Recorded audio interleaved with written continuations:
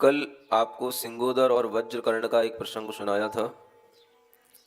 इसी के आगे उन्होंने और भी जो म्लेच्छ राजा होते हैं उनके दुर्व्यवहार के कारण से बंधन में पड़े हुए ऐसे अनेक जीवों को मुक्त कराते हुए वह आगे बढ़ते चले जाते हैं और आगे बढ़ते हुए एक जगह पर पहुंचते हैं तो जहां कोई उनको समझ पाता है तो उन्हें सम्मान देता है और अगर कोई नहीं समझ पाता है तो उनका अपमान भी कर देता है। वह अपमान उसकी नादानी का परिणाम होता है। और ऐसा ही एक प्रसंग घटित हुआ। चलते चलते चलते चलते वह जब थक गए तो एक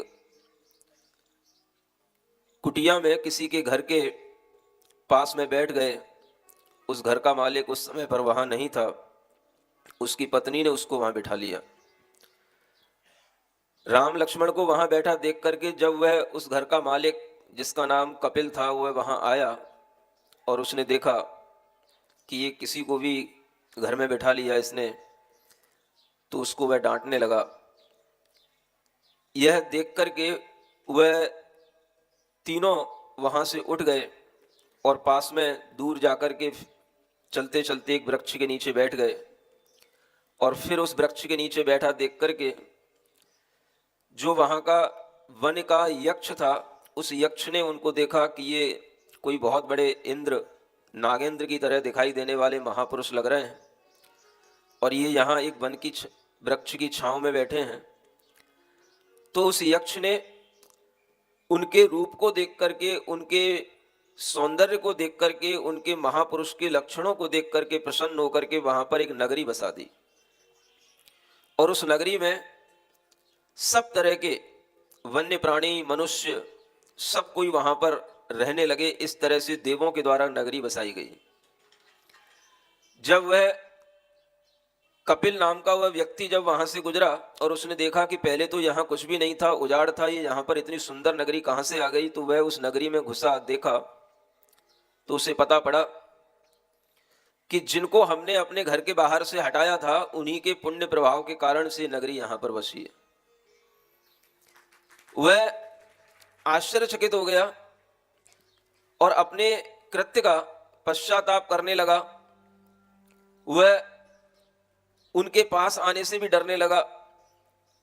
लेकिन जब श्री राम को किसी ने बताया कि वह कपिल नाम का व्यक्ति आपके पास आना चाहता है लेकिन वह बहुत डर रहा है, तो उसे बुलाया गया। और जब उसे बुलाया तो वह उनके चरणों में प्रणाम करके अपने पश्चाताप के माध्यम से अपने कृत्य की क्षमा मांगने लगा। श्री राम दयालु हृदय के थे। उन्हें पता था कि यह इसकी बहुत बड़ी नादानी है और उन्होंने उसको बड़े प्यार से उठा करके समझाया और कहा कि ऐसी गलतियां हो जाती हैं, ये तुम्हारी गलती नहीं है, कर्म के उदय में ऐसा हो जाता है। और उसे समझा करके उसे खूब सारा धन दिया। उससे कहा कि तुम्हें यहां से जो कुछ भी चाहिए भरपूर ले जाओ और सुखपूर्वक जीवन व्यतीत करो। लेकिन उस व्यक्ति के मन में आया कि हमने इतने बड़े महापुरुष का अपमान किया है, इससे हमारे लिए जो पाप का बंध हुआ है ये पाप का बंध कैसे कटेगा। तो उसके मन में ये विचार आता है कि मैं अब घर नहीं जाऊंगा, अपने पाप का पश्चाताप करने के लिए मैं दिगंबर साधु बनकर के अपने पापों का प्रक्षालन करूंगा। और वह घर ना जाकर के दिगंबर मुनि के पास में जाकर के दीक्षा ले लेता है और अपने पाप का प्रायश्चित करने के लिए तपस्या करने लग जाता है। ये अनेक तरह के कथानक उन श्री राम के उस जंगल से गुजरते हुए सामने आते हैं और उन कथानकों के माध्यम से यह जानने में आता है कि उनके पुण्य के प्रभाव के कारण से वहां पर नगर भी बसते हैं। उन नगरों में वो विश्राम भी करते हैं लेकिन वो कहीं पर भी रुकते नहीं हैं और आगे बढ़ते चले जाते हैं। चलते चलते उन्हें एक विजयनगर मिलता है और वहां का राजा पृथ्वीधर था। उस पृथ्वीधर की रानी इंद्राणी कहलाती थी और उसकी एक पुत्री थी जिसका नाम था वनमाला। उस वनमाला का विवाह लक्ष्मण से होना निश्चित उसके पिता ने किया था, और स्वयं वनमाला ने भी ये विचार किया था कि मैं अपना विवाह करूंगी तो लक्ष्मण से ही करूंगी। लेकिन जब ये सुनने में आया कि इनको वनवास हो गया है, तो उसके पिता सब जगह उन राम को, लक्ष्मण को ढूंढवाते रहे, पूछते रहे कि ये कहाँ हैं, लेकिन उनका कोई पता नहीं चला। वह वनमाला भी जब दुखी हो गई तो उसके पिता उसका विवाह कहीं और करने की इच्छा से उसके लिए तैयारी करने लगे। लेकिन वह वनमाला ने मन में विचार किया था कि मेरा विवाह केवल और केवल लक्ष्मण के साथ ही होगा। संयोग की बात कि वह राम, लक्ष्मण और सीता जब भ्रमण करते हुए वहां विजयनगर के पास पहुंच गए, तो वहां पर राम और सीता रात्रि के समय शयन कर रहे हैं और लक्ष्मण जी पहरा दे रहे हैं। पहरा देते हुए उनके लिए दिखाई दिया कि कहीं से कोई पदचाप की आवाज आ रही है, कोई आ रहा है जंगल की ओर, सुगंधी आ रही है। और इस तरह की वह कुछ आहट देख करके उनके मन के अंदर एक कुतूहल उत्पन्न हुआ कि चलो चलें, देखें तो क्या हो रहा है, कौन आ रहा है। रात्रि के समय पर किसी का इस तरह से आना किसी विशेष घटना के साथ ही हो सकता है। उन्होंने देखा एक स्त्री उधर जंगल की ओर आ रही है और वह एक वृक्ष के पास में खड़ी होकर के कुछ वृक्ष से कह रही है, और लक्ष्मण उसको दूर से सुन रहे हैं। पहरा दे रहे थे, लेकिन लक्ष्मण के अंदर कुतूहल उत्पन्न हुआ कि देखें तो ये कौन है, क्या है, कहां से आई है, क्या करने जा रही है। और उसका पीछा करते करते वह उसके पास तक दूर से उसको देख रहे हैं। उसके निकट पहुंच करके भी वह वृक्ष के पीछे छिपे छिपे उसको देख रहे हैं कि क्या करना चाह रही है। और वह एक वृक्ष के पास खड़ी होकर के वहां बोलती है, हे वृक्ष, मेरा मन तो लक्ष्मण के साथ विवाह करने का था, लेकिन मेरे पिता ने बहुत प्रयास करने के बाद भी लक्ष्मण को ढूंढ नहीं पाया। मेरे पिता मेरा विवाह कहीं और कराना चाहते हैं, मैं विवाह नहीं करना चाहती, इसलिए मैं अपना जीवन समाप्त करना चाहती हूं। और ऐसा कहकर के वह वहां पर एक फांसी का फंदा लटका करके उसके लिए उस फांसी पर झूलने को तैयार हो गई। उसी समय पर लक्ष्मण ने उसको लपक के पकड़ा और उसको बचाया और उससे पूछा कि तू ये क्या कर रही है। तो कहती है कि मैं लक्ष्मण को ढूंढ रही थी। तो लक्ष्मण कहता है वो लक्ष्मण मैं ही हूं। और वह लक्ष्मण उस कन्या को लेकर के जब तक राम के पास आते हैं तब तक राम देखते हैं कि लक्ष्मण कहां गया, और उसको ढूंढते हुए उसकी आवाज लगाते हैं। तो आवाज लगाते ही वो लक्ष्मण उनके पास तक पहुंचते हैं। और इतने में उस राजकुमारी के अनेक सखियां, अनेक सिपाही लोग भी ढूंढते ढूंढते तब तक उसके पास में आ गए। और जब सबको पता पड़ा कि जिस लक्ष्मण के लिए राजा पृथ्वीधर ने सोच रखा था अपनी पुत्री का विवाह करने के लिए, वो लक्ष्मण नगर के निकट ही विराजमान है, और ऐसी खबर जब पृथ्वीधर राजा को मिली तो बड़े गाजे बाजे के साथ में वह महोत्सव मनाते हुए उनके पास आया और उनको अच्छे रथ पर बिठा करके अपनी नगरी में ले गया और वहां पर जाकर के अपनी वनमाला का विवाह उन लक्ष्मण से रचाया। इस तरह के अनेक प्रसंग जो उस वनवास के दौरान हो रहे हैं, ये हमें ये बताते हैं कि जब व्यक्ति के खुद का पुण्य होता है तो उसे किसी भी जगह पर कोई भी तरह की आपदाएं नहीं होती हैं। पुण्यात्मा पुरुष को हर जगह पर सुख मिलता है, हर जगह पर लाभ मिलते हैं। और इस तरह का लाभ अर्जित करने के लिए व्यक्ति को हमेशा यह ध्यान रखना चाहिए कि हम पुण्य भावों को, शुभ भावों को अपने अंदर उत्पन्न करके उस पुण्य का अर्जन करें, जिसके माध्यम से सारे काम बनते हैं। वन भी व्यक्ति के लिए भवन की तरह बन सकते हैं, और उन वनों में भी एक राजाओं के माध्यम से उनके सम्मान हो रहे हैं। कहीं बड़े बड़े यक्ष, नाग, नागेंद्र उनके लिए नगर बना करके, रचना करके उनके लिए रहने का स्थान दे रहे हैं, तो कहीं राजा लोग उन्हें अपने राजमहल में ले जाते हैं और हर तरह से उनकी वही राजसी खातिरदारी हो रही है जैसे वह एक राजा के रूप में उनकी अयोध्या में हुआ करती थी। ये सब पुण्य के प्रताप से होता रहता है। और यही बताने के लिए यह मर्यादा पुरुषोत्तम श्री राम का चरित्र आपके सामने है कि हम कभी भी अपने जीवन में अगर किसी भी कारण से दुख पाते हैं तो यही सोचें कि ये हमारे अपने कर्मों का फल है, और अगर हम सुख पाएं तो भी यही सोचें कि ये हमारे अपने कर्मों के फल से हमको सुख मिल रहा है।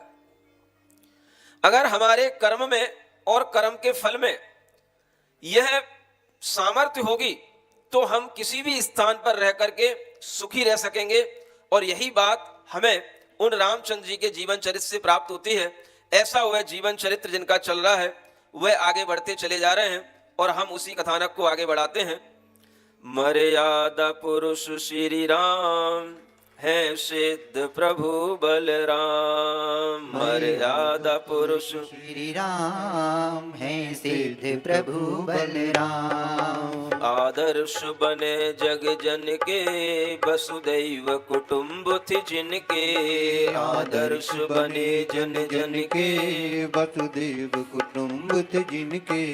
जो भी लेन का नाम बिगड़े बनते सब काम। जो भी लेन का नाम बिगड़े बनते सब काम। प्रभो श्री राम प्रभो श्री राम प्रभु श्री राम प्रभु श्री राम। मर्यादा पुरुष श्री राम है सिद्ध प्रभु बलराम। मर्यादा पुरुष श्री राम है सिद्ध प्रभु बलराम। दशरथ जिनके जनक कहाए। दशरथ जिनके जनक कहाए। कौशल्यानंदन जन गाए। कौशल्यानंदन जन गाए। दशरथ जिनके जनक कहाए। कौशल्यानंदन जन गाए। दशरथ जिनके जनक कहाए। कौशल्यानंदन जन गाए। इक्ष्वाकु वंश की शान क्षत्रिय जग दया निधान। इक्ष्वाकु वंश की शान क्षत्रिय जग दया निधान। प्रभो श्री राम प्रभो श्री राम प्रभु श्री राम प्रभु श्री राम। मर्यादा पुरुष श्री राम है सिद्ध प्रभु बलराम। मर्यादा पुरुष श्री राम है सिद्ध प्रभु बलराम। जो स्वार्थ मोह को तज के सो स्वार्थ मोह को तज के उपकार लोक का करके। जो स्वार्थ मोह को तज के उपकार लोक का करके। अपवाद का रखते ध्यान पाते खुद में सम्मान। अपवाद का रखते ध्यान पाते खुद में सम्मान। प्रभो श्री राम प्रभो श्री राम प्रभु श्री राम प्रभु श्री राम। मर्यादा पुरुष श्री राम है सिद्ध प्रभु बलराम। मर्यादा पुरुष श्री राम है सिद्ध प्रभु बलराम। हर प्राणी जिनको गाता हर प्राणी जिनको गाता ना जाति भेद मन लाता। हर प्राणी जिनको गाता ना जाति भेद मन लाता। सीता के स्वामी प्राण हनुमान के जो अभिमान। सीता के स्वामी प्राण हनुमान के जो अभिमान। प्रभो श्री राम प्रभो श्री राम प्रभु श्री राम प्रभु श्री राम।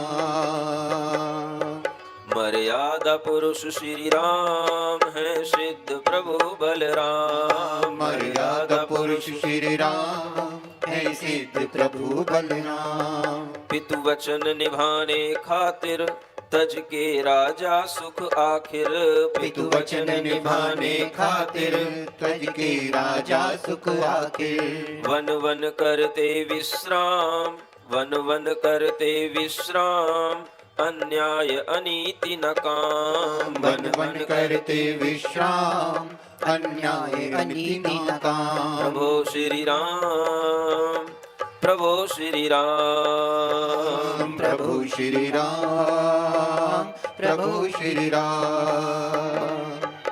मर्यादा पुरुष श्री राम है सिद्ध प्रभु बलराम। मर्यादा पुरुष श्री राम है सिद्ध प्रभु बलराम।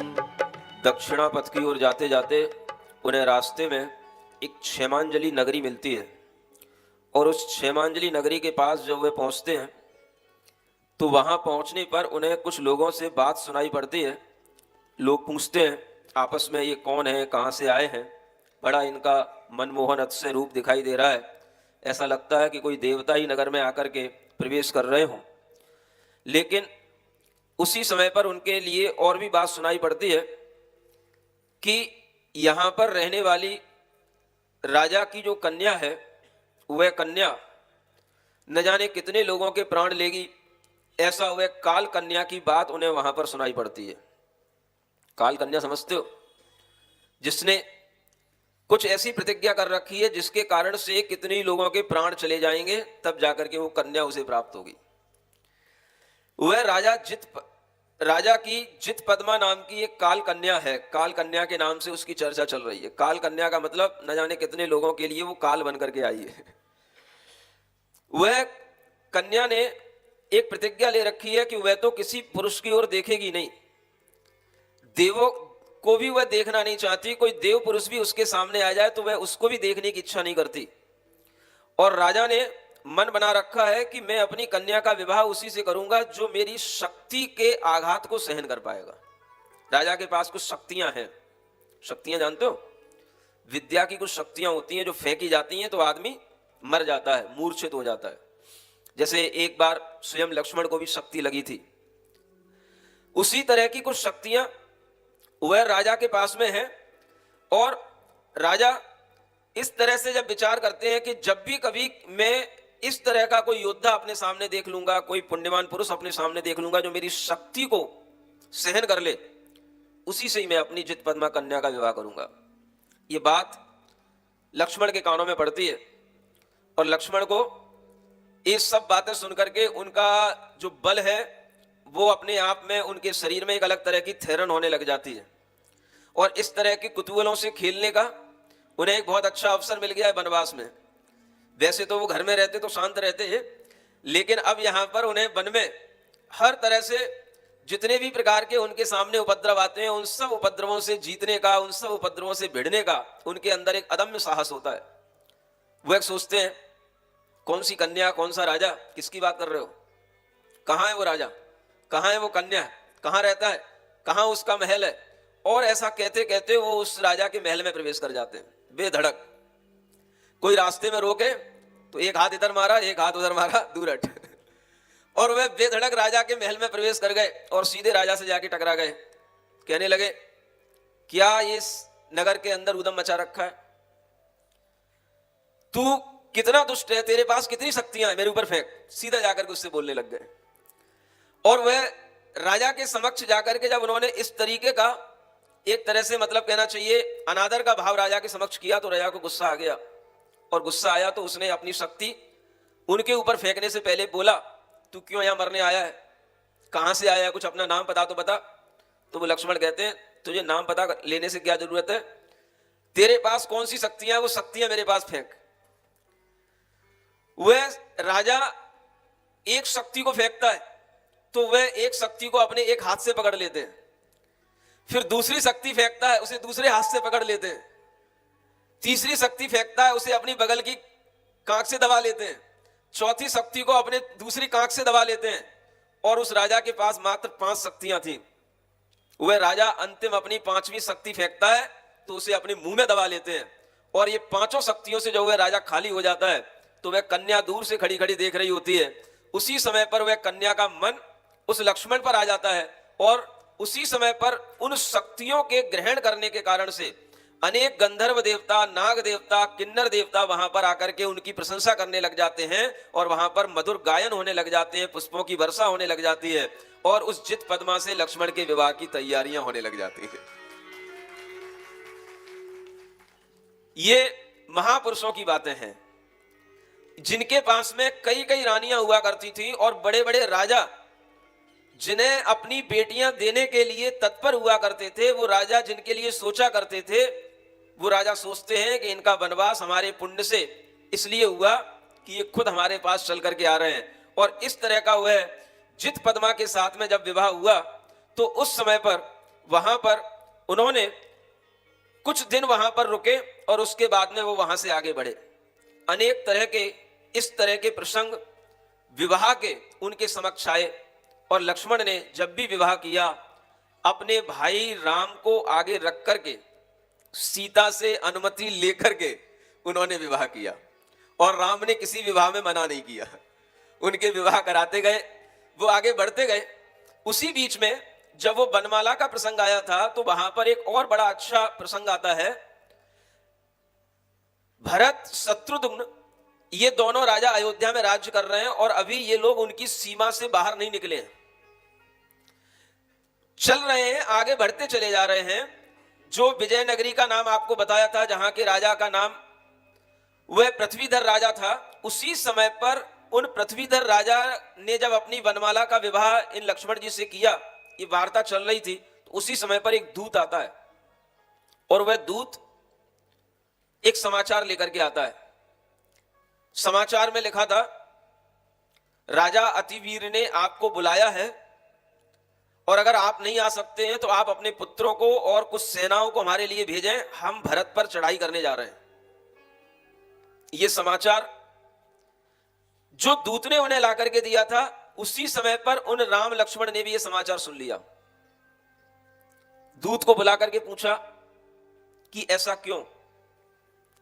पता पड़ा शत्रुघ्न ने अतिवीर के जो राजा था उसकी सेना पर चढ़ाई की और अंधेरे में बिना बताए हुए उसकी सेना को बहुत सारे सिपाहियों को मारा।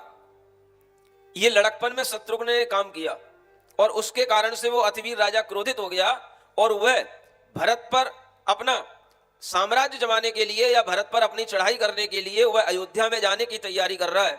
और ये बात जब रामचंद्र जी को ढंग से पता पड़ी, उन्होंने दूत के माध्यम से पूरा समाचार सुना समझा, तो उन्हें लगा कि वास्तव में ये अतिवीर राजा बहुत प्रचंड राजा है और जो शत्रुघ्न ने गलती की है, भरत अगर उससे लड़ना भी चाहेगा तो इसको जीत नहीं पाएगा।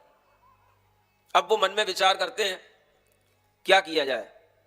ये बात लक्ष्मण को भी मालूम है और सीता को भी मालूम हो गई।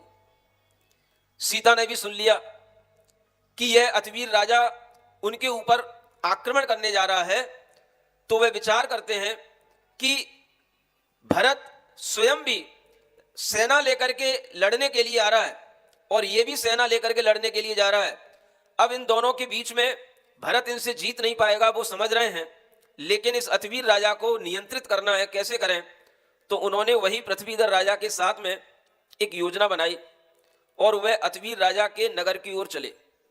कुछ उस राजा के अपने बंधुओं को साथ में लेकर के, पुत्रों को साथ में लेकर के, कुछ सेना के साथ में वो आगे चले और वहां पर जाकर के जिस नगर में वो अतिवीर राजा रहता था, वहां पर उस नगर के बाहर एक मंदिर में रुक करके सीता को तो एक गढ़नी आर्यका मां के पास में छोड़ दिया और लक्ष्मण को साथ लेकर के और कुछ जो उस राजा के अपने आदमी लेकर के आए थे, वहां से लेकर के वह एक नर्तकी का भेष बना करके उस राजा के पास पहुंचते हैं। नर्तकी समझते हो? नृत्य करने वाली नृत्यांगना। राम जी, लक्ष्मण जी सब इस तरह का एक नृत्यांगना का भेष बनाते हैं कि कोई उन्हें देख करके समझ भी नहीं पा रहा है कि ये पुरुष है। और ये उन्होंने नर्तकी का भेष बना करके उस राजा के महल के अंदर तक जाने की उन्होंने पूरी जुगत लगा ली और वो राजा के महल के अंदर तक पहुंच गए और राजा भी उस नर्तकी के नृत्य को देखने में आकर्षित हो गया।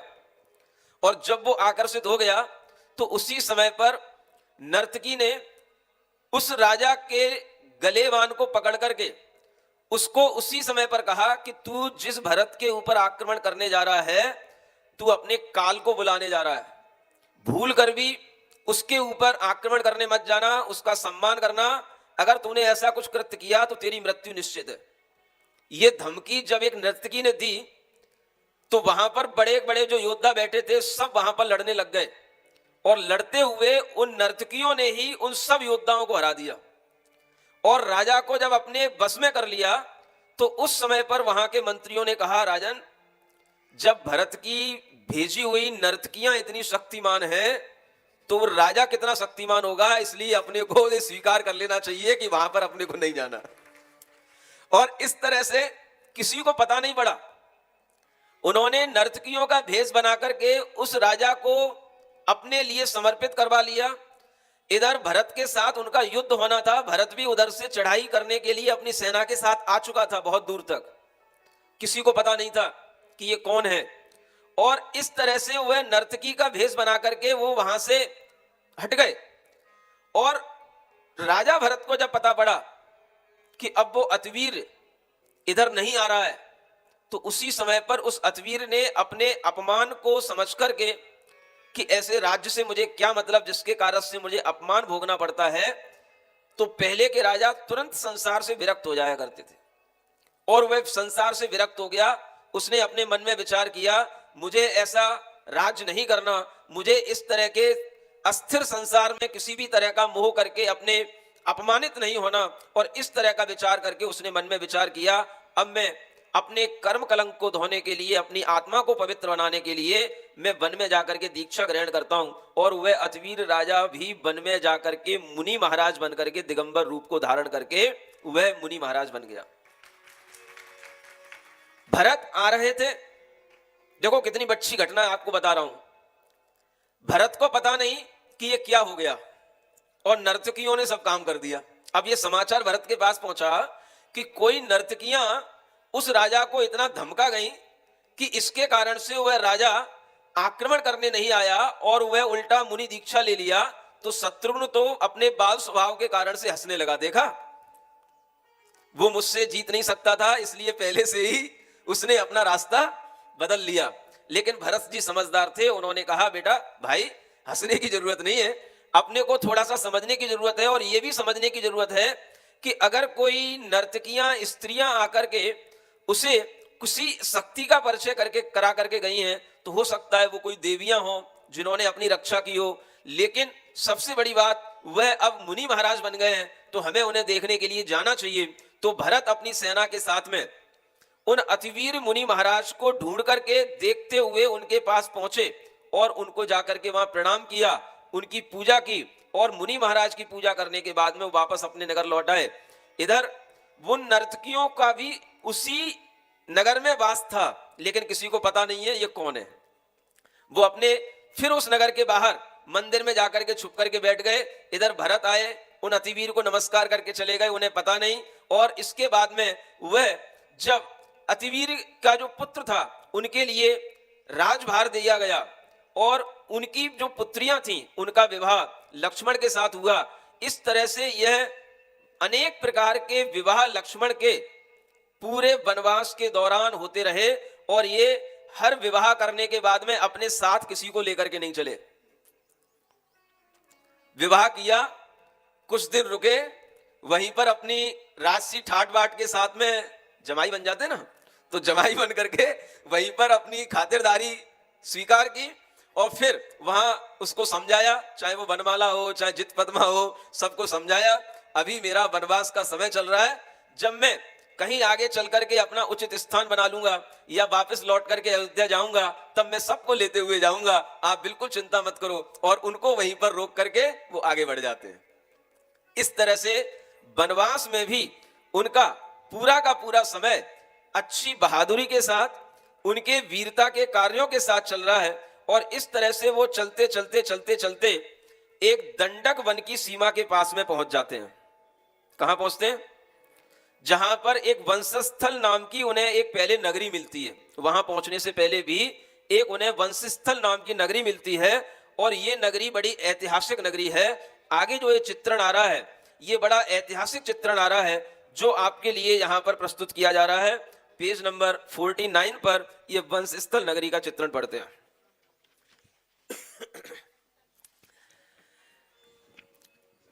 मर्यादा पुरुष श्री राम है, सिद्ध प्रभु बलराम। मर्यादा पुरुष श्री राम है, सिद्ध प्रभु बलराम।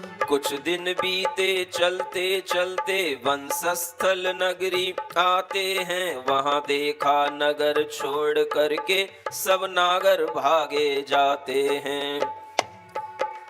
राम कहें कहाँ जा रहे नगरी से सब वीर, क्या भय यहाँ बना रहा कहो जरा धर धीर।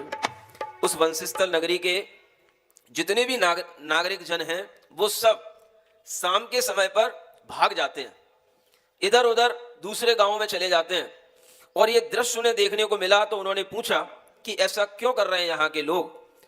क्या पूछे महाराज, 3 दिन हो गए बहुत सताए हैं, वंशगिरी पर ना जाने क्या दुख के बादल छाए हैं। होती है आवाज भयंकर, धरा कांप रह जाती है, बाल वृद्ध सारी जनता भय से कोई सो नहीं पाती है। इसलिए सांझ को नगरी से सब 5 कोस पर जाते हैं, होते प्रभात भय मिट जाए सब मिल वापस आ जाते हैं। सीता बोली चलिए स्वामी हम सब भी इनके साथ चले, समयानुकूल करने से काम सब दुख के बादल जाए टले। तब हंस बोले दोनों भाई हमको तो नहीं आना जाना, तुम जाओ इनके साथ सुबह जब यह आवे तब आ जाना। है हमें मिटाना बैखट का जो त्रास नगर को देता है कौन शत्रु इस नगरी का जो प्राण सभी के लेता है। यह कह करके चल दिए दोनों गिर की ओर, सिया भी चली साथ में लिए पति का जोर। चढ़ गए शिखर पर क्या देखें मुनिराज तपस्या करते हैं, कुलभूषण देश भूषण नामक जो नमस्कार यह करते हैं। इतने में मुनियों के पहले भव का वह शत्रु आता है, इस भव में जो था हुआ देव आकर उपसर्ग रचाता है। कुछ कुटिल भयंकर सर्प आन मुनियों के तन से लिपट रहे, श्री राम ओ लखन परशम से उन तन से उन्हें कर दूर रहे। फिर राम लखन दोनों ने मिल वीणा पर मृद संगीत रचा, गुणगान करा 24 का सीता ने नृत्य में भाव रचा। उस वंशस्थल पर्वत पर एक 2 मुनि महाराज तपस्या कर रहे हैं जिनके नाम है कुलभूषण और देशभूषण। ये इतिहास प्रसिद्ध घटना है और ये वंशस्थल गिरी आज भी प्रसिद्ध है, महाराष्ट्र के अंदर है।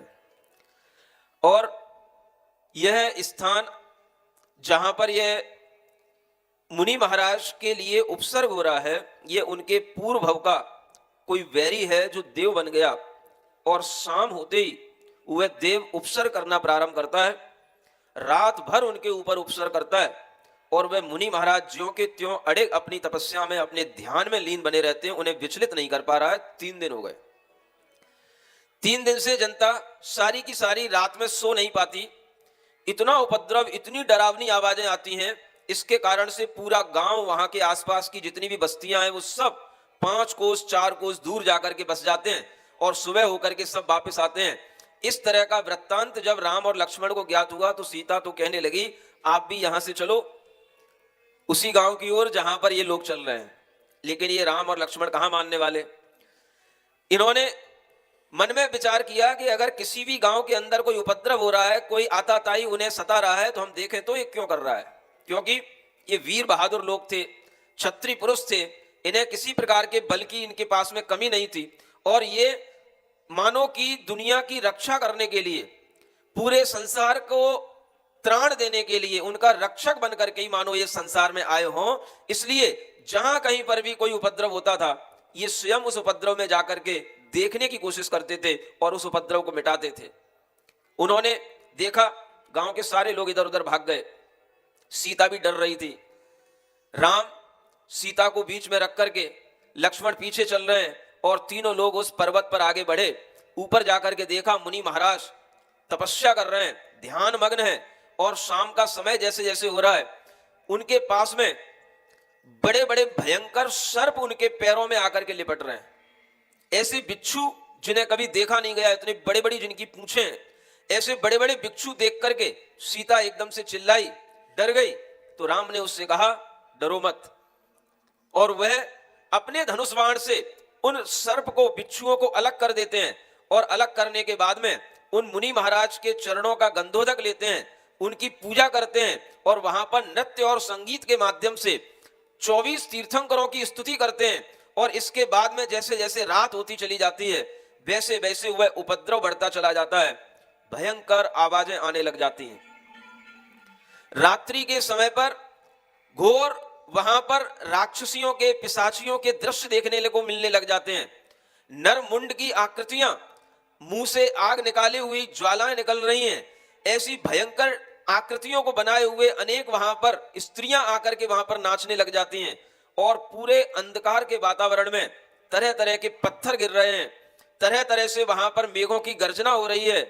जितने भी तरह से वहां पर उन्हें परेशान किया जा सकता था, ज्योतिषी देव वह उन दोनों मुनि महाराजों को वहां पर परेशान कर रहा है, उनके ऊपर उपद्रव कर रहा है। लेकिन मुनि महाराज कभी किसी उपद्रव का प्रतिकार नहीं करते और वह 3 दिन से वह लगातार कर रहा था। आज चौथे दिन इस उपद्रव को वह राम लक्ष्मण भी देख रहे हैं और जिस स्थिति में वो खड़े हैं उस स्थिति में सहसा राम भी उस समय पर डर गए और उन्होंने सीता को उन मुनि महाराज के चरणों में बिठा दिया और स्वयं राम और लक्ष्मण दोनों युद्ध करने के लिए पूरे उस अंधकार में उन देवों से युद्ध करने के लिए तैयार हो जाते हैं। वह वृत्तांत आपके सामने आगे आता है। इतने में एक आवाज भयंकर भेद पहाड़ को निकली है, भूकंप हुआ पृथ्वी डोली, व्यंतरों की हाहा सुन ली है। आकाश से खून की बूंद पड़ी, कभी हाथ कटे आ जाते हैं, सर पैर अलग गिरते देखे सीता को चक्कर आते हैं। भयमान राम से लिपट गई वो मीठे शब्द सुनाते, हे प्रिय मुनि चरणों में रहो हम उसको मार भगाते हैं। राम लक्ष्मण ने उस समय लीने धनुष चढ़ाए, माया नाशक बाण कुछ 34 दिए चलाए। बाणों की शक्ति के आगे मिट गई असुर की सब माया, हो शक्तिहीन निज खैर मना उनके सन्मुख से भाग गया। उपसर्ग मिटा लग शुक्ल ध्यान, मुनियों को केवल ज्ञान हुआ, स्वर्ग लोक से देवों ने तब गंध कुटी निर्माण किया। मिलकर नरेश युत सभी प्रजा श्री राम के यश गुण गाते हैं, वन में ही मंडप छा उनको सिंहासन पर पधराते हैं। पहले भव के मुनियों के पिता इस भव गरुड़ेंद्र कहाते थे, यह कृत्य राम का देख मगन हो उन्हें वचन दे जाते थे। जो इच्छा हो वह अब मांगे, यह पड़े भीड़ तब स्मरण करे, निज लोक से आकर के रघुपति उस समय तुम्हारी मदद करें। उधर गए गरुड़ेंद्र और इधर इन्हें तैयार, गमन हेतु लख कर सभी कहन लगे नर नार। जब वह उपद्रव रात्रि में हो रहा था और राम लक्ष्मण ने उस उपद्रव को दूर करने के लिए बाणों से, धनुष से युद्ध किया और देवों के माध्यम से उधर से भी वह युद्ध हुआ और राम लक्ष्मण की शक्ति को देख करके वह देव लोग भी कमजोर पड़ गए और वह उपद्रव जब उन्होंने रोक दिया तो उसी समय पर उन दोनों मुनि महाराज के आत्म ध्यान के बल से उन्हें केवल ज्ञान की प्राप्ति हो गई और वह सर्वज्ञ भगवान के रूप में, केवल ज्ञानी के रूप में अपनी आत्मा को परिपूर्ण कर लिए। हर आत्मा के अंदर ज्ञान है और उस ज्ञान की परिपूर्णता का नाम केवल ज्ञान कहलाता है। केवल ज्ञान होने का नाम ही है कि वह आत्मा अब शरीर से मुक्त हो गया, परमात्मा बन गया और यह परमात्मा बनने का मार्ग अनादिकाल से चला आ रहा है। हम हमेशा परमात्मा का ध्यान उसको दूसरा आत्मा मान करके करते हैं, लेकिन जब कोई भी साधु, कोई भी मुनि महाराज, कोई भी जीवात्मा जब उस परमात्मा का ध्यान स्वयं अपनी आत्मा में करता है और अपनी आत्मा को परमात्मा की भावना से वासित करके अपनी आत्मा में परमात्मा के प्रति अद्वैत भाव स्थापित कर लेता है, तो उसकी आत्मा में वह केवल ज्ञान उत्पन्न हो जाता है और वह आत्मा खुद भी परमात्मा बन जाता है। इसलिए हर आत्मा में परमात्मा बनने की शक्ति है, हर आत्मा परमात्मा बनता है, हर आत्मा तपस्या करने के माध्यम से परमात्म तत्व को अपने अंदर से उद्घाटित कर लेता है। यह सिद्धांत अगर हम ध्यान में रखेंगे तो ही हम अपनी आत्मा का ध्यान करने का भाव कर पाएंगे। लोग अपने अंदर कभी भी परमात्मा का ध्यान करते हैं तो दूसरे ही परमात्मा का ध्यान करते हैं, अपनी आत्मा का ध्यान परमात्मा के साथ जोड़ करके नहीं करते, क्योंकि उन्हें पता होता है हम परमात्मा कभी बन नहीं सकते, परमात्मा तो एक ही है। कोई भी आत्मा यहां पर अधूरा नहीं है। लोग समझते हैं कि हम किसी ईश्वर के अंश हैं, लेकिन अगर आप ये रामचरित सुन रहे हैं, आज आपने देशभूषण कुलभूषण मुनि महाराज का केवल ज्ञान देखा, उन्हें परमात्मा बनते देखा, तो आपके मन में ये विचार आ जाना चाहिए कि हम कोई ईश्वर के अंश रह करके अधूरे नहीं हैं। हम ईश्वर के अंश होंगे तो अधूरे रहेंगे। हमें यह मानना चाहिए कि हम ईश्वर के वंश हैं, और जब हम ये मानेंगे कि हम ईश्वर के वंश हैं तो हम ईश्वर जैसा ही काम करेंगे जो काम ईश्वर ने किया है। इतना सा अंतर है, समझने की कोशिश करें। हम ईश्वर के अंश हैं कि हम ईश्वर के वंश हैं? हम परमात्मा के अंश हैं कि हम परमात्मा के वंश हैं? बोलो। अगर हम परमात्मा के अंश मानते रहेंगे अपने आप को तो हम कभी पूर्ण नहीं बन पाएंगे।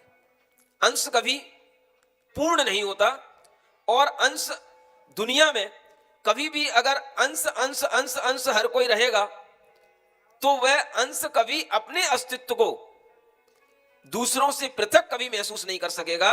लेकिन हर अंश यहां पर अपने आप को, अपनी इंटिटी को, अपनी आइडेंटिटी को अपने से पृथक महसूस करता है, दूसरे से पृथक महसूस करता है। हर व्यक्ति को खुद अपनी आत्मा का पूरा अनुभव होता है, आभास होता है, मैं हूं। अगर हम किसी का अंश होते हैं तो हमारी डोर किसी से जुड़ी होती है, तो किसी दूसरे के लिए भी जब वह अंश है, हम भी अंश हैं, तो एक को दुख होगा तो हमारे लिए भी दुख होगा। लेकिन ऐसा होता नहीं है। अपने सुख दुख का मैं भोगता हूं, अपने सुख दुख का आप भोगता हो। दुनिया का हर जीव अपने सुख दुख का भोगता है। हर आत्मा अपने आप में परिपूर्ण है, हर आत्मा अपना स्वतंत्र है, और हर आत्मा के अंदर वही परमात्मा तत्व छिपा हुआ है जो परमात्मा के अंदर होता है। उनके अंदर जिस तरह से वो प्रकट हो जाता है, ऐसे ही हर आत्मा को अपने परमात्मा तत्व को प्रकट करने की कोशिश करनी चाहिए। तपस्या का मतलब यही होता है। अंश मान करके जब तक हम चलेंगे तब तक हम कभी भी अपने आप को परिपूर्ण महसूस नहीं कर पाएंगे। हम परिपूर्ण हैं कि अधूरे हैं? आत्मा कभी भी कटती नहीं, आत्मा के कभी भी भेद नहीं होते। ये गीता में भी लिखा हुआ है, भगवत गीता में, नैनम छिंदन्ति शस्त्राणि नैनम दहति पावक। आत्मा कटती नहीं, आत्मा आग से जलती नहीं, आत्मा कभी पानी में गलती नहीं। हर आत्मा अपने आप में स्वतंत्र होती है। फिर आत्मा अंश रूप में कैसे हो सकती है? परमात्मा की एक आत्मा के अगर सब अंश होंगे तो एक जाल सा बिछ गया, और उस जाल का अगर कनेक्शन सबके साथ मिला हुआ है तो एक अगर मरता है तो दूसरा भी मरना चाहिए, एक को दुख होता है तो दूसरे को भी होना चाहिए। लेकिन हम महसूस करते हैं सबके सुख दुख अपने अपने अलग अलग हैं। हम अपने अंदर की आत्मा को उस परमात्मा का वंश महसूस करेंगे, उसका वंशज महसूस करेंगे, तो हमारे अंदर यही शक्ति प्रकट होगी। और इसी शक्ति को प्रकट करने के लिए श्रमण बना जाता है, दिगंबर मुनि बना जाता है। और इस तरह की तपस्या करने के बाद ही अपनी आत्म शक्ति को जब परिपूर्ण प्रकट कर लिया जाता है तो उसी को कहते हैं भगवत सत्ता की प्राप्ति हो जाना, भगवान बन जाना। और हर आत्मा भगवान बनने के लिए यहां स्वतंत्र है। किसी भी जाति का इसमें कोई बंदिश नहीं, किसी भी संप्रदाय का इसमें कोई बंदिश नहीं। बस आप अहिंसक होकर के आत्म ध्यान करो, दूसरे जीवों की रक्षा करते हुए अपनी आत्मा का ध्यान करो, और अपने परमात्मा का अपनी आत्मा में इस तरह से ध्यान करो कि आपकी आत्मा भी परमात्मा बन जाए। कोई परमात्मा आपकी आत्मा को परमात्मा बनने से रोकता नहीं है, लेकिन अगर आप अपने आप को परमात्मा का अंश मानेंगे तो आप कभी परमात्मा नहीं बन पाएंगे, क्योंकि आपके सामने परमात्मा एक है, अन्य कोई परमात्मा नहीं बन सकता। जब एक परमात्मा होगा, अन्य कोई परमात्मा नहीं बन सकता, तो फिर किसी भी आत्मा की संसार से मुक्ति नहीं हो सकती। आप अपने अस्तित्व को कभी महसूस नहीं कर सकते, क्योंकि आपका अस्तित्व पूरा नहीं है। ये आपके दिमाग में, ये आपकी धारणा में बैठा हुआ है। इसलिए हर व्यक्ति को अपने स्व अनुभव से विचार करना है, मैं जितना शरीर के अंदर समाया हुआ हूं वही मैं हूं, और मेरा यह अस्तित्व कहीं से कहीं तक अधूरा नहीं है। मैं पूर्ण हूं, और अपनी उस पूर्णता को प्राप्त करने के लिए अगर मैं संकल्पित होता हूं तो एक ना एक दिन मैं जरूर पूर्ण ज्ञानी बन सकता हूं, एक ना एक दिन मैं जरूर भगवत सत्ता को प्राप्त कर सकता हूं। ये आदमी के अंदर अगर संकल्प आए तो यही इंसान देवता नहीं भगवान बन जाए। इंसान को भगवान बनने की जो कला सिखाई जाती है, वही कला ये जैन रामायण के माध्यम से आपको बताई जा रही है। स्वयं हम देख रहे हैं अनेक अनेक जीव बीच में मुनि दीक्षा लेते हैं। यह श्री राम ने जहां पर इस उपसर्ग को दूर किया, उस उपसर्ग को दूर करने के बाद में जब केवल ज्ञान की पूजा करने के लिए अनेक देव लोग आते हैं, श्री राम के उपकार को गाते हैं, और वह गरुड़ेंद्र प्रसन्न होकर के उनसे कहता है, आपने ये बहुत बड़ा उपकार किया, जो आपने इस उपसर्ग को दूर किया, इन मुनि महाराजों की रक्षा करके आपने इनके शुक्ल ध्यान में सहयोगी बने, और आपके कारण से इनको केवल ज्ञान की प्राप्ति हो गई। इस तरह का जब उनका गुणगान करते हैं तो वह गरुड़ेंद्र प्रसन्न होकर के कहते हैं, आप कोई भी वरदान मांग लो, आपको इस वन में कहीं पर किसी भी चीज की कोई आवश्यकता हो, कोई विद्या, कोई शक्तियां, तो वो कहते हैं मुझे अभी किसी चीज की कोई जरूरत नहीं है, जब जरूरत होगी तब तुम्हें याद कर लेंगे, उस समय पर मदद कर देना। और ऐसा कहकर के वह उस गरुड़ेंद्र की भी उस विद्या का किसी भी तरह से स्वीकार नहीं करते, क्योंकि वो स्वयं में परिपूर्ण हैं, और वे इसी तरह से अपनी यात्रा को आगे बढ़ाते चले जाते हैं। उनको देख करके वहां के जो गांव के लोग थे, तलहटी पे रहने वाले लोग थे, नगरवासी थे, सब कहते हैं ये कुछ दिन और यहाँ रुक जाएं, ये कुछ दिन और यहाँ रुक जाएं। लेकिन वह ऐसे गमन कर रहे हैं जैसे मुनि महाराज गमन करते चले जाते हैं। वह राम की चर्या एक दिगंबर मुनि की चर्या की तरह चल रही है। कहीं पर कुछ दिन रुकते हैं, कहीं रुक जाते हैं, कहीं से चले जाते हैं, विहार उनका चलता रहता है, और उनका वह पूरा का पूरा आचरण एक मुनि धर्म का आचरण चलता है। ऐसे वह राम भगवान वह मुनि महाराज की रक्षा करते हुए, उनका दर्शन करते हुए, उनकी पूजन करते हुए आगे बढ़ते हैं। और देखिए आगे एक और अच्छा प्रसंग आता है, हे राम यहाँ कुछ दिन रहिए, सहवास आपका सुख कर हो, दंडक वन में जाना हमको निश्चय कर हो, कर पिता वचन परमाण आज हम भरत राज्य से दूर चले, दंडक वन सीमा से बाहर इसलिए घर की ओर चले। उस अटवी में स्थान देख निज वास स्थान बनावेंगे, हम सिया सहित वहाँ टिक करके माता को वहीं बुलावेंगे। उन्होंने मन में विचार कर रखा है कि मैं दंडक वन में पहुंचूंगा। ये दंडक वन इतिहास प्रसिद्ध वन है। ये दक्षिण भारत के अंदर आज भी इनके उल्लेख मिलते हैं। वंशस्थल नगरी ये महाराष्ट्र में कुंथलगिरी के रूप में आज भी प्रसिद्ध है।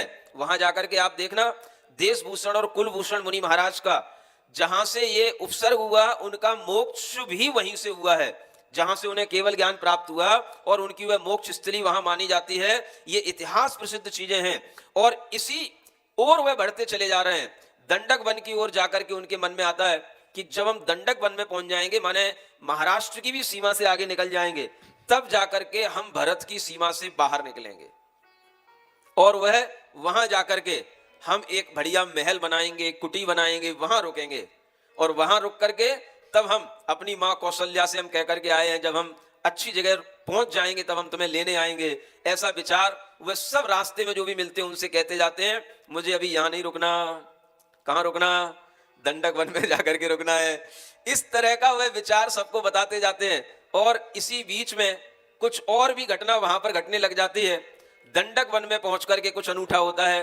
पढ़ते हैं, यह कह करके चल दिए तीनों भव्य स्वरूप, दंडक वन में आन कर रचली कुटी अनूप। कुटियां आंगन क्यारियां बना सीता ने पौधे रोप दिए, केत की जूही चंपा बेल पा समय खिले मृदु गंध लिए। आया बसंत नव पुष्प गंध से महक उठा सारा जंगल, कुछ पलित हरण होल कल कुलांच करते थे जंगल में मंगल। मादक मौसम के वशीभूत हो राम के मन नव भावाया, फूलों से सीका कर सिंगार निज संग झूले पर झुलवाया। दिलवाया। आमोद प्रमोद में इसी तरह जीवन के दिन कुछ बीत गए, तीनों अवतारी होकर भी जग की माया में विरम गए।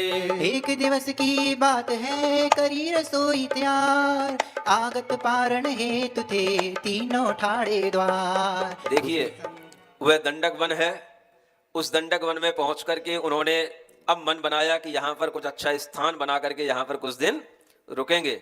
और वहां पर उन्होंने अपनी एक कुटिया बनाई, चारों ओर अच्छी अच्छी फुलवारियां लगाई, केतकी के, जूही की, चंपा के, बेला के, चमेली के, सब तरह के फूलों से सुगंधित उन्होंने बढ़िया सुंदर कुटिया बनाई और आसपास वृक्षों से सुशोभित अपना स्थान बनाया। और वहीं पर जहां जंगल में बहुत सारे हिरण वगैरह आकर के भी, खरगोश आकर के भी वहां पर उनके साथ में खेलते थे, ऐसे स्थान में बड़े आमोद प्रमोद के साथ में फूलों से खेलते हुए, फुलवारियों से खेलते हुए, झूलों पे झूलते हुए, अपना आनंद भाव के साथ में उन्होंने वहां पर बहुत समय व्यतीत किया। सुन रहे हो? रो तो नहीं रहे? रोना नहीं है। राम को वनवास हो गया, राम को वनवास हो गया, सीता क्या करेगी, कैसे चलेगी, कैसे रहेगी, कैसे उसको कष्ट सहन करने में आएंगे, ये सब रोने की बातें छोड़ो। ये देखो कि पुण्य के उदय से हर जगह पर अपने आप सब कुछ व्यवस्थाएं बनती चली जाती हैं और यही शुभ लक्षण होते हैं, जिन शुभ लक्षणों के माध्यम से वह व्यक्ति जहां कहीं पर भी पहुंच जाता है उसके लिए कभी कोई प्रतिकूलता नहीं रहती है। समझ में आ रहा है? ये शुभ लक्षण जन्म से ही होते हैं महापुरुषों के शरीर पर। एक दोहा आता है, तिल भौरे लहसुन मसा बसे दाहिने अंग। क्या सुन रहे हो? तिल भौरे लहसुन मसा बसे दाहिने अंग, लक्ष्मी साथ न छोड़िए चाहे बसो बनवंश। लक्ष्मी साथ ना छोड़ती चाहे बसो बनवंश। भले ही आप वन में जाकर के रह जाओ लेकिन लक्ष्मी आपका साथ नहीं छोड़ेगी, क्योंकि आपके शरीर में महापुरुषों के पुण्य के लक्षण हैं। अपने पुण्य पर विश्वास करना सीखो। राम लक्ष्मण का यह जीवन चरित्र में क्या सिखा रहा है? कोई हमारा कुछ नहीं बिगाड़ सकता। हर व्यक्ति अपने पाप पुण्य के फल से सुख दुख प्राप्त करता है। जीवन मरण सब पाप पुण्य के फल से चलता है। इसी कोरोना में अनेक अनेक वृद्ध भी बच करके निकल गए और इसी कोरोना में अनेक नई उम्र के बच्चे भी गुजर गए। क्यों? आपको भी तो कोरोना, आपने भी तो फेस किया। आपके सामने कोरोना नहीं आया? क्यों नहीं आपके ऊपर कोरोना का अटैक हुआ? आपके लिए कुछ पुण्य बल था और उसी पुण्य बल के कारण से आपको ये राम कथा सुननी थी इसी मनुष्य जन्म में, इसलिए कोई भी कोरोना आपका कुछ भी बिगाड़ नहीं पाया। ये अपना पुण्य है। जो व्यक्ति सदाचारी होकर के भगवान की भक्ति करते हुए आत्मविश्वास को बढ़ाते हुए गुजरता है, उसके पुण्य से उसका जीवन चलता है। आप देखते हो अनेक लोग नई नई उम्र के गुजर गए अपने सामने से। कई वृद्धों को कोरोना हुए, वो उससे फेस करके निकल गए, सामने आ गए, बचा लिए अपने जीवन को। और कई अच्छे नए खून के लोग जिनका बल अच्छा था, जिनका शरीर बलिष्ठ दिखाई देता था, ऐसे लोग एक झटके में निकल गए, गुजर गए संसार से। क्यों? किसी को कोई बचाने वाला नहीं, किसी को कोई मारने वाला नहीं। सुन रहे हो? हाँ, लेकिन आप लोग हमेशा मारने वाला है भगवान, बचाने वाला है भगवान। आप सोचो, हम हर चीज को भगवान के ऊपर क्यों डाल देते हैं? जब हम अपने कर्मों का फल स्वयं अर्जित करने के लिए तैयार हुए हैं, तो हमें अपने कर्मों के फल पर विश्वास करना चाहिए। कोई भी भगवान क्या किसी को मार सकता है? अगर हम ये मानते हैं कि हम भगवान की संतति हैं, भगवान ने हमें पैदा किया है, तो क्या भगवान अपनी संतति को मारेगा? फिर हम क्यों बोलते हैं मारने वाला है भगवान, बचाने वाला है भगवान? थोड़ा विचार किया करो। मैं मना नहीं कर रहा हूं, आप भगवान को भगवान मानो, लेकिन किस रूप में मानो? भगवान कभी किसी को मारता नहीं, भगवान कभी किसी को बचाता नहीं। हर व्यक्ति भगवान की भक्ति करके अपने पुण्य कर्म से अपने आप को बचाता है और अगर भगवान का वह बैरी बन जाता है, भगवान को नहीं मानता है, तो उसी पाप कर्म के बंध के कारण से वह अपने आप को मिटाता है, नाश करता है। यह कहानी है। यही कहानी श्री राम सिखा रहे हैं, यही कहानी देशभूषण कुलभूषण महाराज की आपके सामने आई है। और इसी कहानी से आपके अंदर ये विश्वास बनना चाहिए कि सब कुछ कर्म के कारण से होता है। अपने किए हुए कर्म अपनी आत्मा से बंद करके जन्म जन्मांतरों तक हमारे साथ में रहते हैं, और इन्हीं कर्मों के फल से हमें जन्म जन्मांतरों में अनेक तरह के सुख दुख अनुकूल प्रतिकूल वातावरण मिला करते हैं। समझ में आ रहा है कि नहीं आ रहा है? क्या विश्वास करना है? सारे संसार के अंदर क्या चल रहा है? सिर्फ अपने अपने कर्म का हर कोई व्यक्ति फल भोग रहा है। सारा विश्व कर्म के अनुसार चल रहा है, लेकिन हम हर बात को ईश्वर के ऊपर डाल देते हैं। काहे को तूने दुनिया बनाई? ईश्वर ने दुनिया बनाई, ये सब काम ईश्वर के हैं। ये आपके मन के अंदर एक प्रश्न आना चाहिए। ईश्वर सर्वसमर्थ होता है, दुनिया बनाने का पाप वो अपने ऊपर क्यों लेगा? अगर दुनिया बनाई तो दुनिया में इतने पाप हो रहे हैं, इस पाप का फल किसको मिलेगा बताओ? अच्छा, कोई भी चीज कोई बनाता है तो उसका फल उसी को मिलेगा ना। आज दुनिया में मान लो लाखों कत्ल खाने खुले हैं, कितने लाखों पशु हर समय कट रहे हैं, मर रहे हैं।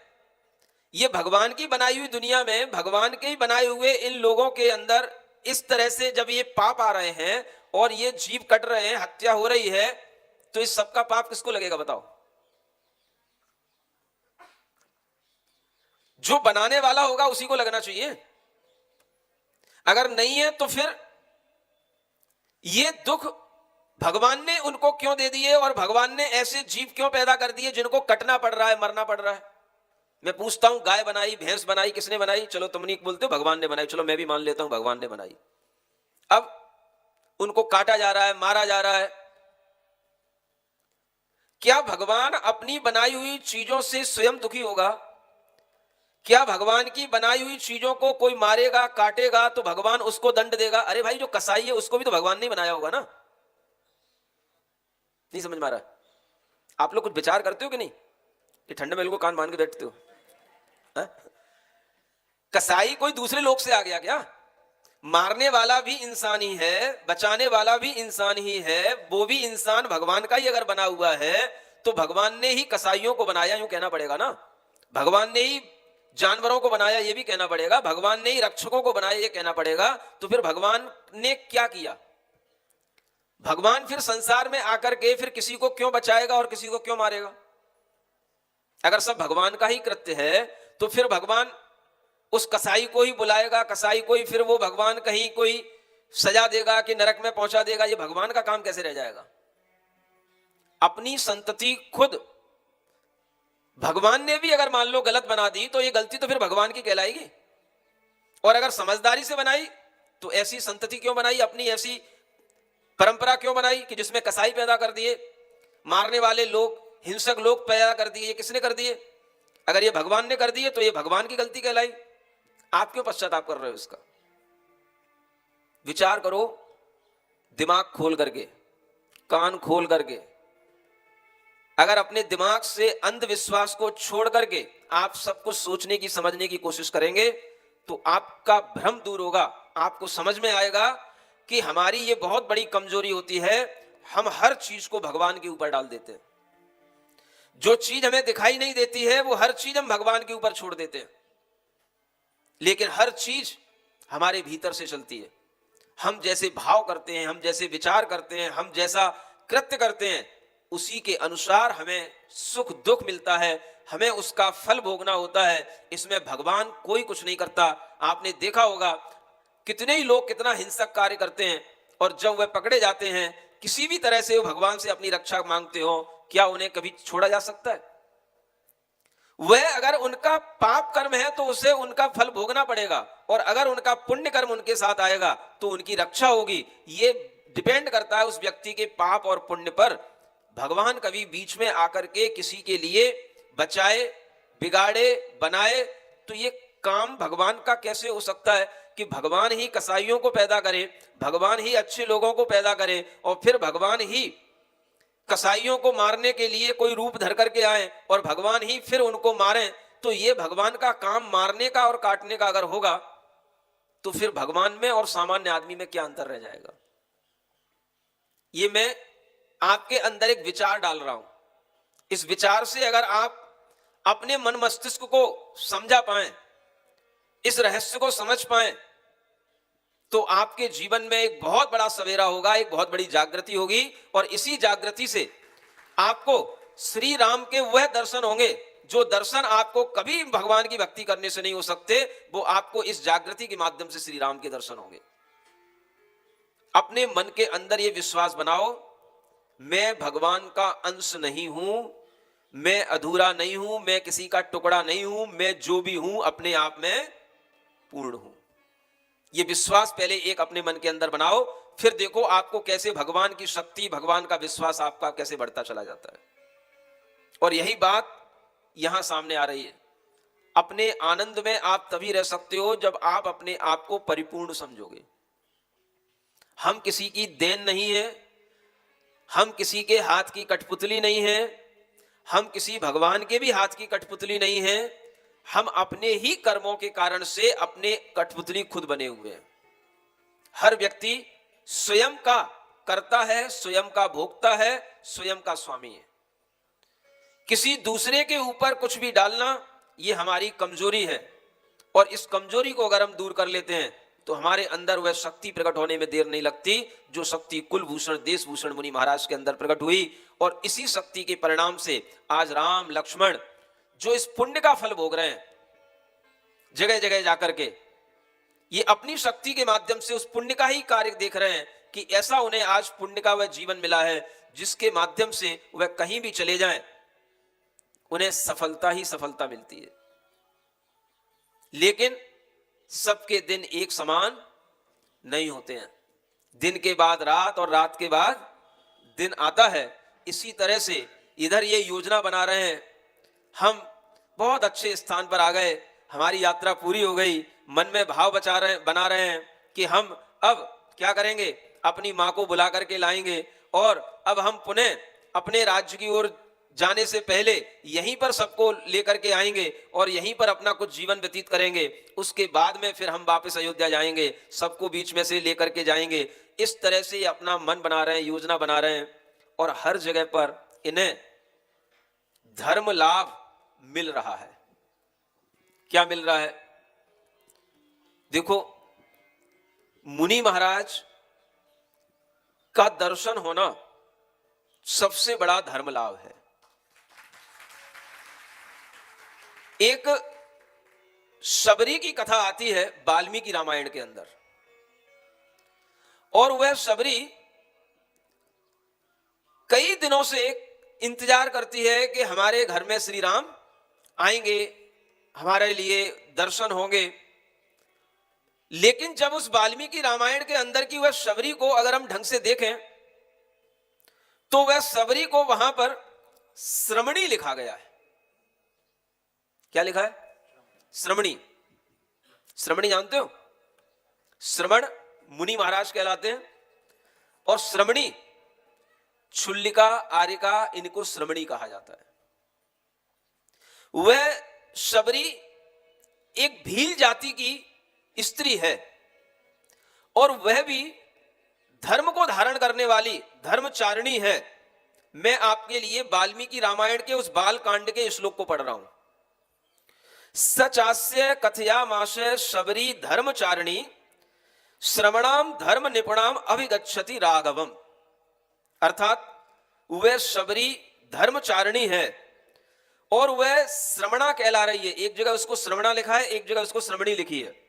धर्मचारिणी है, धर्म में निपुण है, माने वो धर्म करना जानती है और उनके निकट वह राघव आते हैं। राघव माने श्री राम जी आते हैं। ये बाल कांड में लिखा हुआ है वाल्मीकि रामायण के अंदर। एक अरण्य कांड है वाल्मीकि रामायण के अंदर, वहां लिखा हुआ है ताम उवाचे ततो रामे श्रमणीम धर्म संस्थिताम।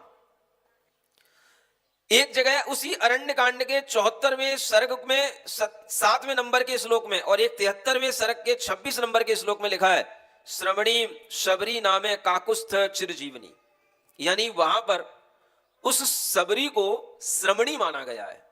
श्रमणी होती है छुल्लिका को, क्योंकि ये जो भी भील हो आदिवासी हो ये लोग भी धर्म धारण करते हैं और ये लोग भी धर्म धारण करके धर्मचारी बन जाते हैं, तो इनके लिए भी वही पूज्यता मिलती है जो पूज्यता सब लोगों के लिए मिलती है। इस प्रसंग को लेकर के कई विद्वानों ने इस बात को कहा है कि यह शबरी छुल्लिका थी। राम जी शबरी के पास आए, शबरी को उन्होंने आहार दिया, क्योंकि जो छुल्लिका होगी आर्यिका होगी उसको दूसरे लोग आहार देंगे और आहार देने के बाद में जो आहार शेष रह जाता है उस आहार को वह जो देने वाला वो दाता होता है वह ग्रहण करता है, वो खाता है। यह भी एक विचार है, विरोध करने के लिए नहीं है, समझने के लिए है, चर्चा करने के लिए है। दिमाग खुला रखेंगे, अनेकांतवाद से हर दृष्टि को देखेंगे, शास्त्रों को भी सामने रख करके अगर हम बात करेंगे तो हम अनाग्रह पूर्वक अगर हम किसी भी विचार को सामने रखेंगे तो हमारे सामने नई नई चीजें आ सकती हैं। एक विद्वान ने शबरी को छुल्लिका माना है, वो जैन छुल्लिका थी, क्योंकि श्रमण शब्द जैन समुदाय का शब्द है। श्रमण और श्रमणी ये हमेशा मुनि महाराज और आर्यिकाओं के लिए, छुल्लिकाओं के लिए ही प्रयोग किया जाता है। इस शब्द का और कोई अर्थ दुनिया के किसी शब्दकोश में नहीं होता। स्वयं वाल्मीकि रामायण से उस समय पर मुनि महाराज का होना सिद्ध होता है। मुनि शब्द भी कई बार वहां वाल्मीकि रामायण में आता है और वह श्रमणी शब्द भी आया है शबरी के लिए। तो इससे एक भाव यह भी निकलता है, क्या निकलता है कि ऐसा भी संभव हो राम जी ने शबरी को आहार दिया हो और आहार देने के बाद में जो बचा हुआ आहार हो वो राम जी ने खाया हो। ऐसा उन्होंने भक्ति उन्होंने उस छुल्लिका की हो, क्योंकि वो साध्वी है और साधु साध्वियों की भक्ति हमेशा हर कोई महापुरुष किया करते हैं और उन्होंने इस भक्ति को इस तरह से किया हो। लेकिन बाद में ये बात इस तरह से प्रचलित हो गई हो, शबरी तपस्या कर रही थी, राम के आगमन का इंतजार कर रही थी और वह झूठे बेर अपने पास में रखे रहती थी और राम जी ने जब आकर के उसकी भक्ति से प्रसन्न होकर के वो बेर खा लिए तो उसका जो अभिशाप था वो दूर हो गया और उसकी भक्ति का फल उसको मिल गया। ये भी लोक में प्रचलित है। समझ आ रहा है? ये बात दोनों तरह से समझने योग्य है। आपके सामने मैं हमेशा कोई भी बात आग्रह के साथ नहीं रखता। मैं आपसे हमेशा इसलिए कहता हूं आप खुले दिमाग से मेरी बात सुने। किसी भी तरह की बात है उसको आप विचार करें और विचार करके अपने को जो समझ में आए वो आप अपनाएं। किसी भी तरह का कोई आग्रह नहीं। मैं भी अपने मन में कोई आग्रह नहीं रखता, इसीलिए मैंने एक भजन बनाया था तो उसमें शबरी को ऐसे रूप में प्रस्तुत किया जैसे लोक में उसकी चर्चा है। वो लाइनें भी सुना देता हूं।